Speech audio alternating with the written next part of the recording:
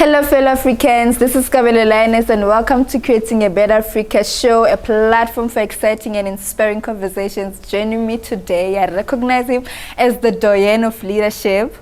He's coming from where I am from, my favorite guys, other than Emeritus Kgoši, Setlamorago, Thobejane. Thank you for honoring the invite, sir. You're welcome. I'm so honored. Thank you very much for having me. Thank you for allowing us to have you. Thank you so much. Please share your upbringing with us. It's that day. Oh, well, I'm a rural boy from the dusty, environment and rocky environment of Mafefe, which is the, you may call it southeast of Polokwane, southeast of Polokwane. And it's a very mountainous place, perennial rivers that are flowing all around. Yeah. You might take it in that way, but we enjoy it, and it makes us to be what we are. We are strong because of that environment. Sure. Except that the pollution of asbestos is the setback that we experience when we grow, because we were playing in the asbestos and it hammers a lot of our people. But generally, I grown up like any other, children. I was never been used to called Kgoši when I grown up. Okay. And anyone who mentioned that term, I would literally cry because I was made to believe that you have got no life in that category of lives, and I wanted my freedom so that I interact and associate myself with ordinary members of the society. Sure. I schooled better part of my schooling in Mafefe, and I end up going to Mahoka High where I completed my matric. And in the course, I went to Gauteng, wanted to be a migrant labor. I was an activist, in the difficult time of apartheid. And, we went into jails in and out, arrested without being charged. And here we are. We have survived all those, trauma. Yeah. And I end up being at the University of the North, where I study, background of law and administration. Okay. Through the BA Law and Administration at that time of University of the North. Today at University of Limpopo. That's that. True activists going in out of jails. That's when I know. Life that we enjoyed at that time. And we said, forward we go. We have to liberate ourselves. Nobody will liberate us. Police or, whites or, the courts or whoever was team of, strengthening apartheid. Sure. We remain, resonate that we will one day liberate ourselves. And here we are today in a democratic dispensation that never came easy. It was paid by the lives of many of our own people, the Kaidas, the innocent people, because the apartheid system was very careless. They mobilized everybody to become a politician because they were harassing innocent people, harassing everybody that found on the street. As long as you are not white, you were made to be harassed, and you would endlessly wanted to know what is the cause, why am I in this condition, and you'll know that is because the country is on its struggle. We are fighting for liberations, and then we join.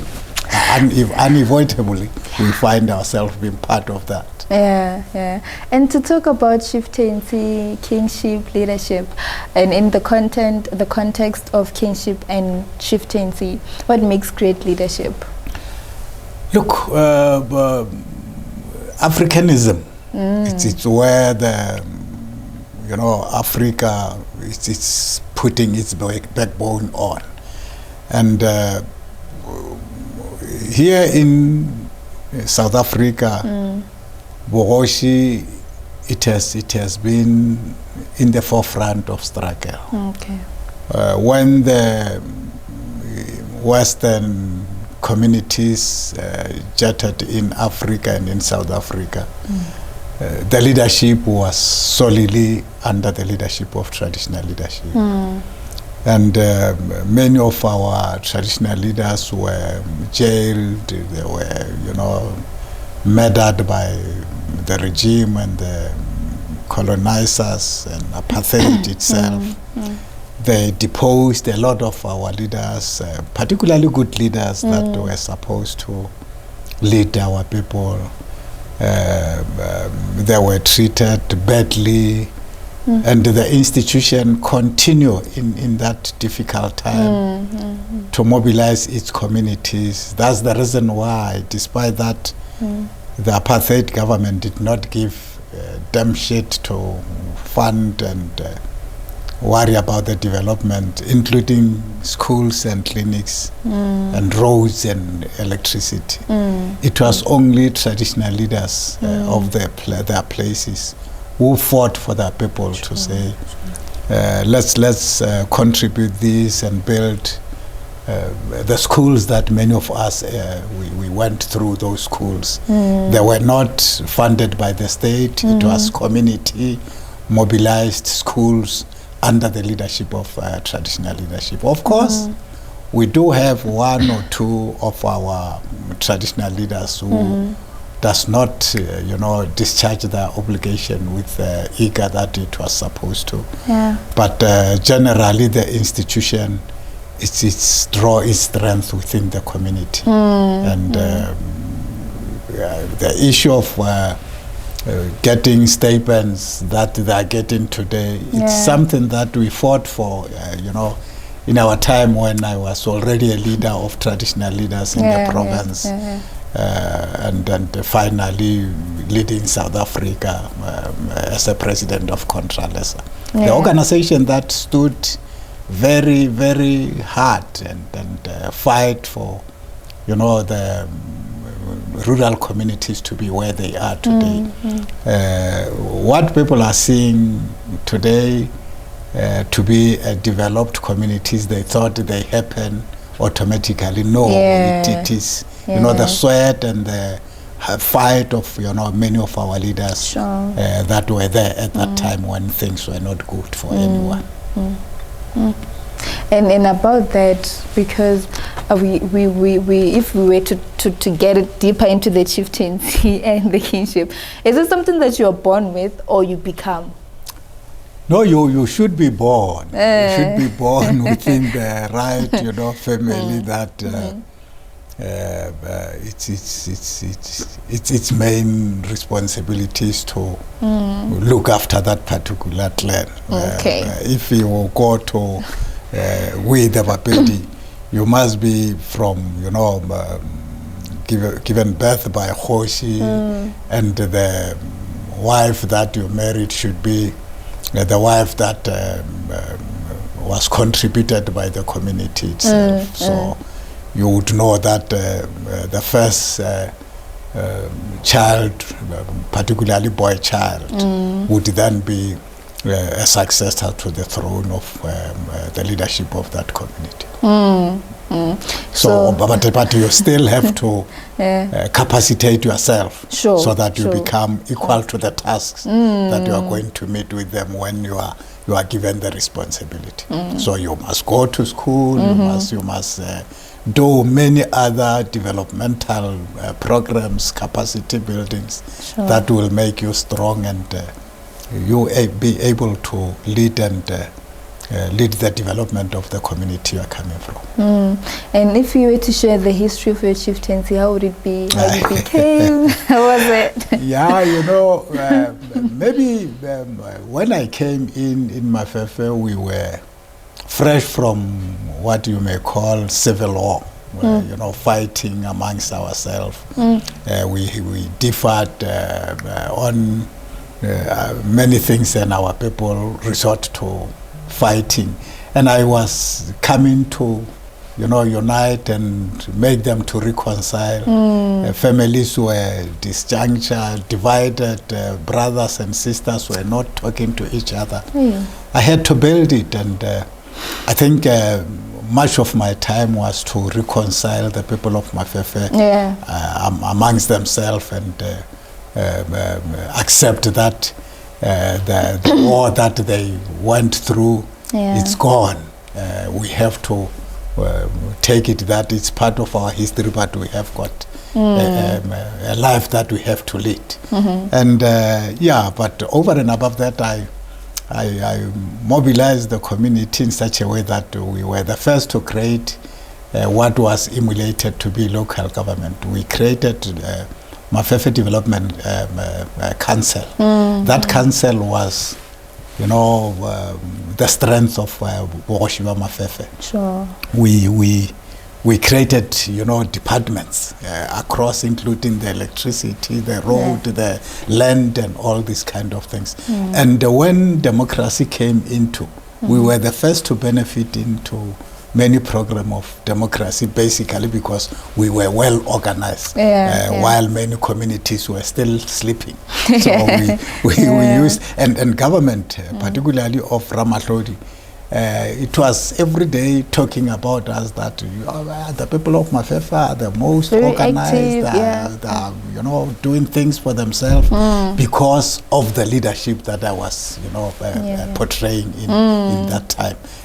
But gone are those days. I've laid the foundation for the new Kgoši, Thobejane, Magala Jamela, whom I'm so inspired to see him doing extremely well for where I left it. He must take it, particularly young as he is still, that he must make sure that Mafefe becomes, a peer group of other communities. We shouldn't continuously saying we are from the poor background and whatever. That should come the thing of the past. And we compete with our peer group in the space of development. So talking about Kgoši Dimo, what is the support that you offer to him, like patting his back and everything? I'm enjoying to be with him. I'm enjoying to advise him. I'm enjoying to serve under him. We are like brothers instead of like son like father. So we are working as brothers. We spend time talking and looking and evaluating what we need to do. Who should we bring into the assistance of the community? Even people from external, we try to bring them when we realize that there is a skill and expertise that we miss amongst our ranks. Sure.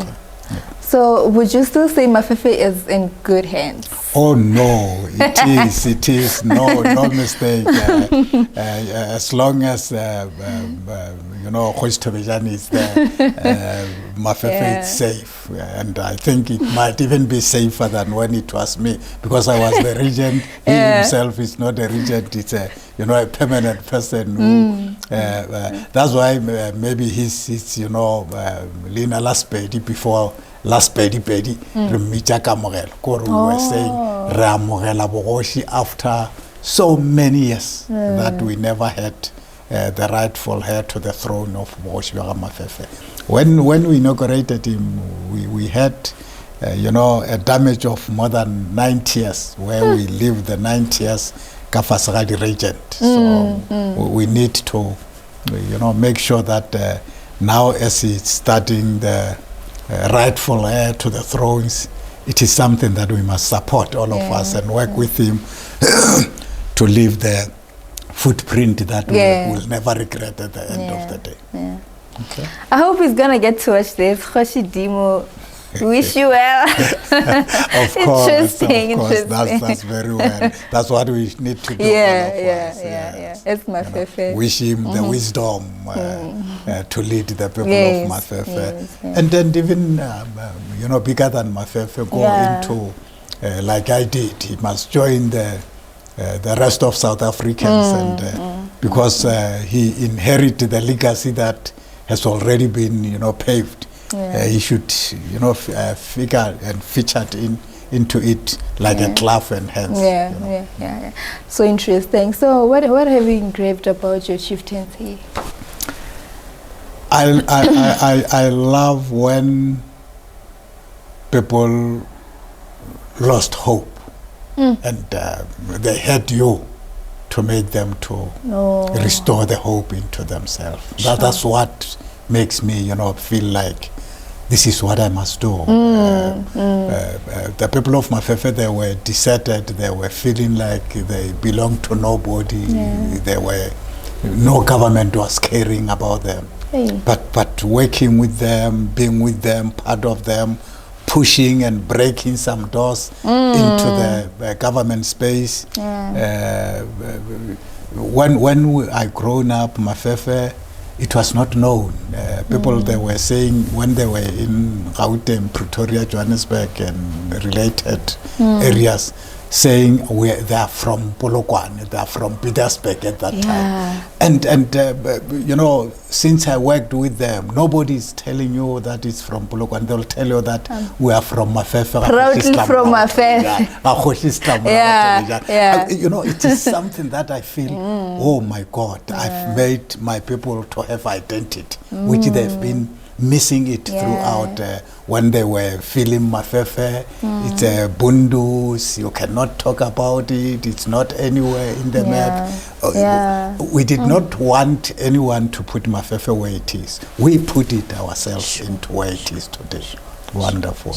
That's what I like most about it, that finally I've left Mafefe with a brand that is Mafefe High. You hear it. I hope you guys are still tuned in and indulging with us.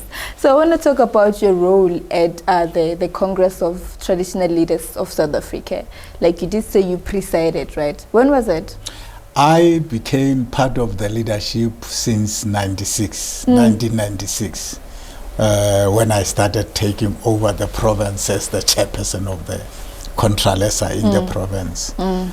And the battle was more than even when we were fighting democracy, because that was the time where the new South Africa has to regulate and put in context where the institution should be there. It was very difficult. Like I'm saying, I grown up in the ranks of ANC as a comrade, but I had to draw the line at that time to say, do I stand with the ANC or do I stand with Kgoši? So I resort to say, I'll fight for Kgoši. And I did it in this province.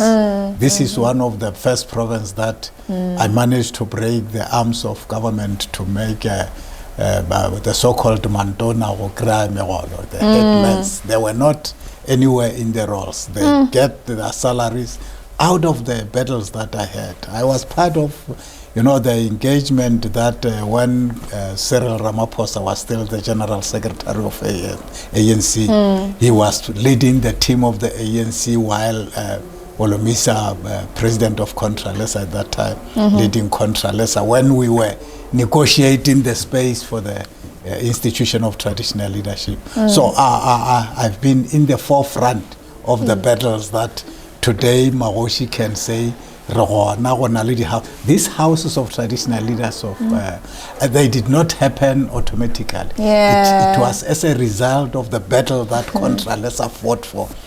Today it might be Contralesa losing the ground here and there, but the organization fought for this institution. And I think should it not be that formation, Kgoši would have not been in the history of South Africa today.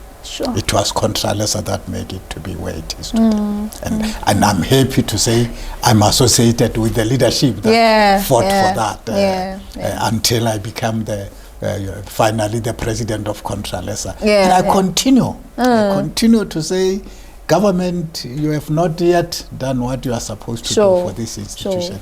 Work for this institution, regulate it, put it where it's supposed to. Of course, the battle is still continuing. Those that we left them, Kgoši Dimu, as they are coming in, they must take the baton and continue with the struggle to liberate the institution and the rural community in particular, who are facing the poverty, unemployment, undeveloped society.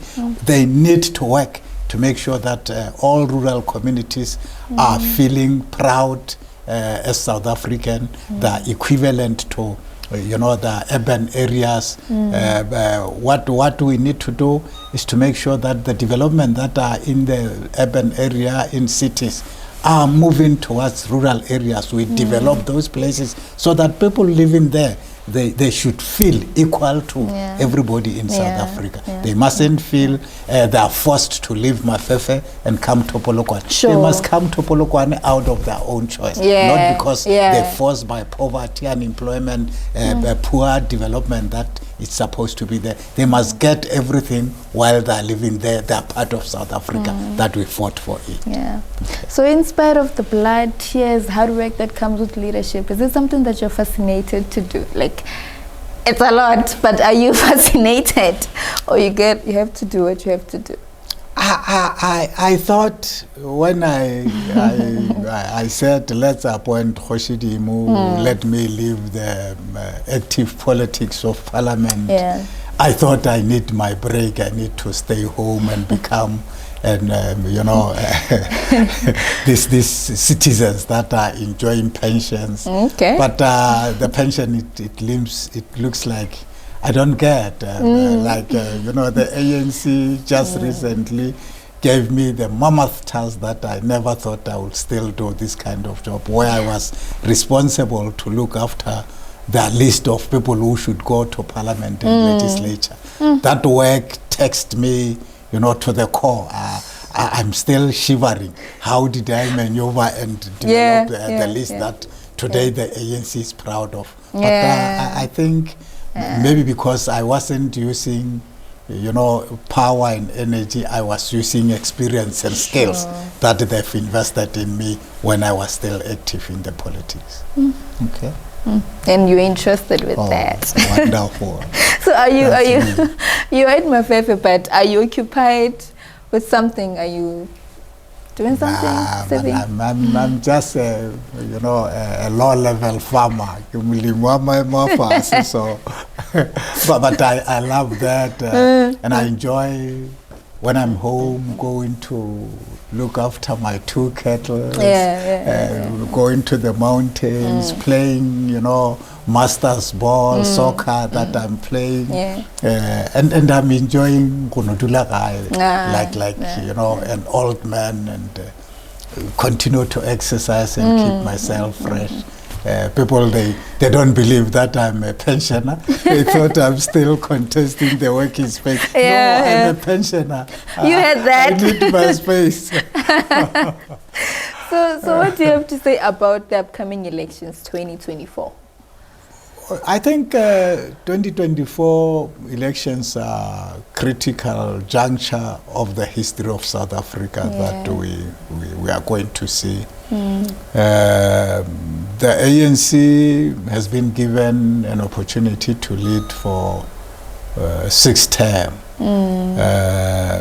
The work that they were confronted with was so big that even if they've tried, they've done this and that, there's still a lot that they need to do. Of course,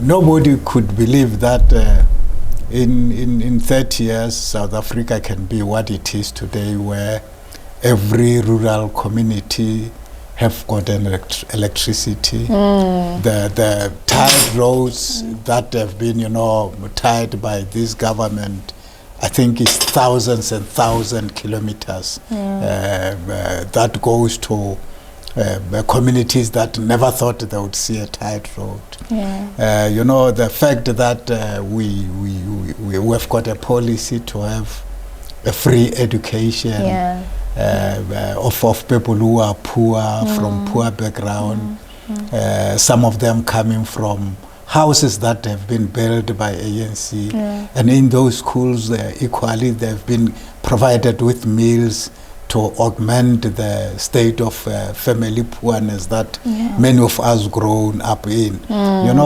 When we grown, Tina, would go to school and come back, have no food, have to take mavele rashila, and washila oswere direke rokitima moskhweng nyaka nonyana gore ke thunya nonyana ke tlo shiba ka yona. So we don't want to see the future of our, young people come into the same space. Sure. And hence, we thought if ANC were to be given a space, it still have a lot.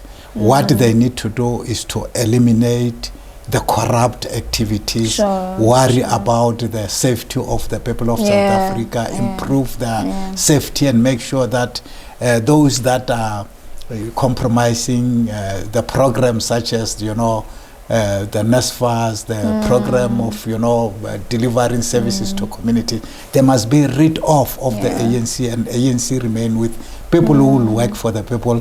Then South Africa will have a hope and have a better future moving forward. That was mouthful. Clearly.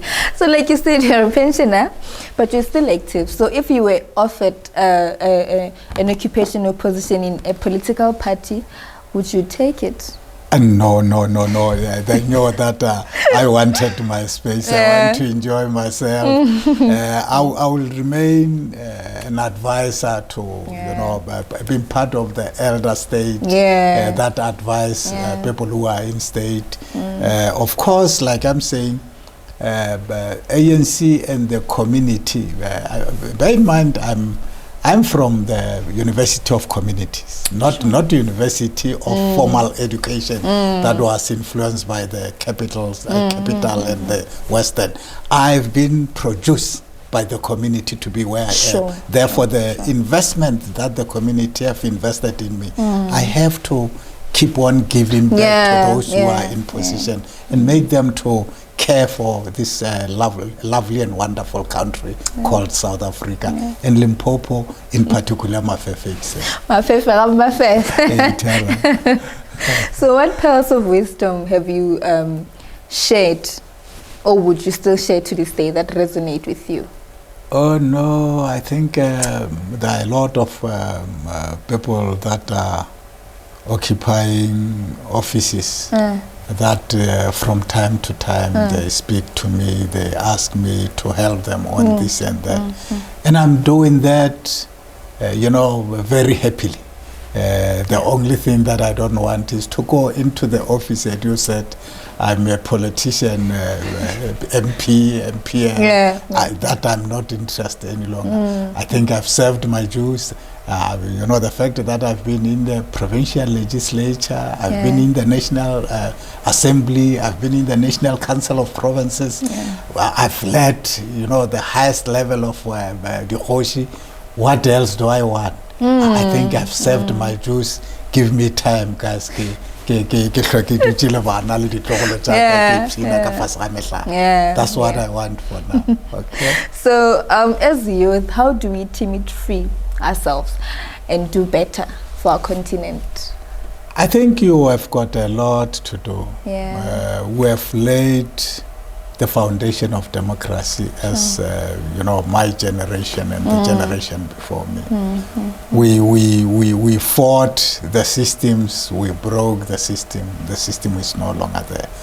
All we need from you now is to cool down, shape and develop South Africa in a better way that you will contest the space in the global citizen.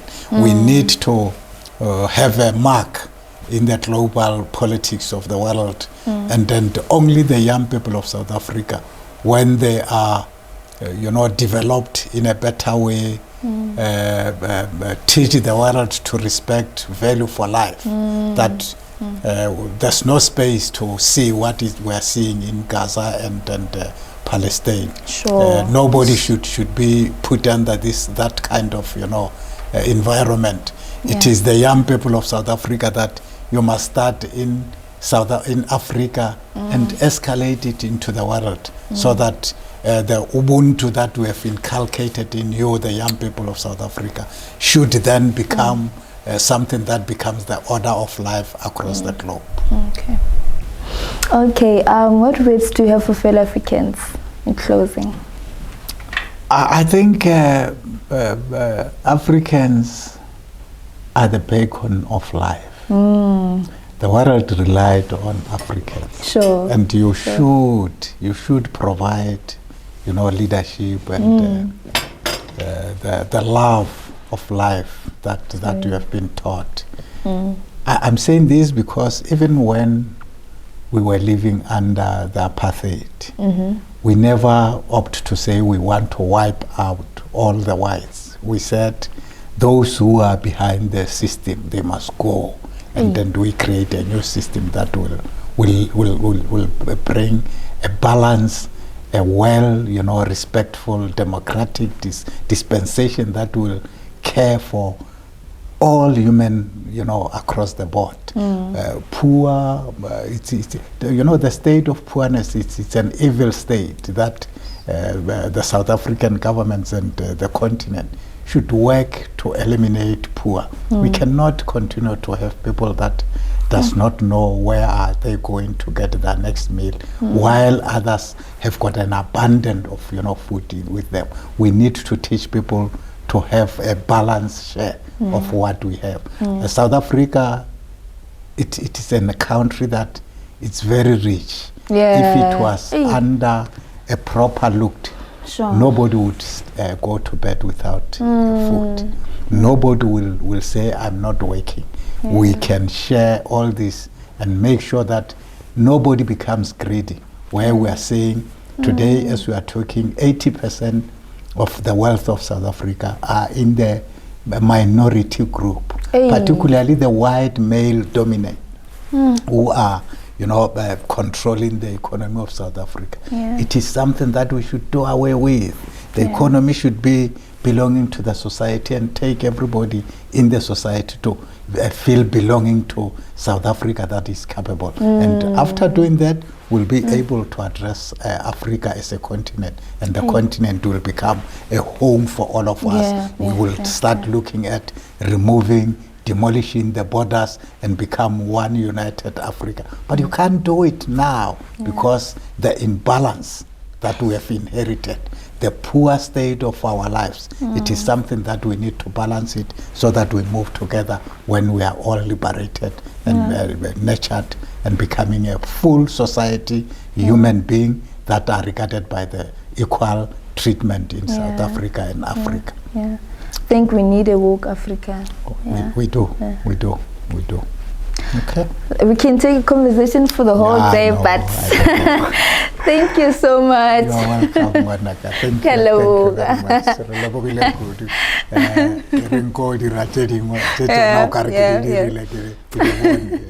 Thank you, guys. I hope you enjoyed this. This was powerful. This was mouthful. Please subscribe, share the link with your friends and family. Thank you so much.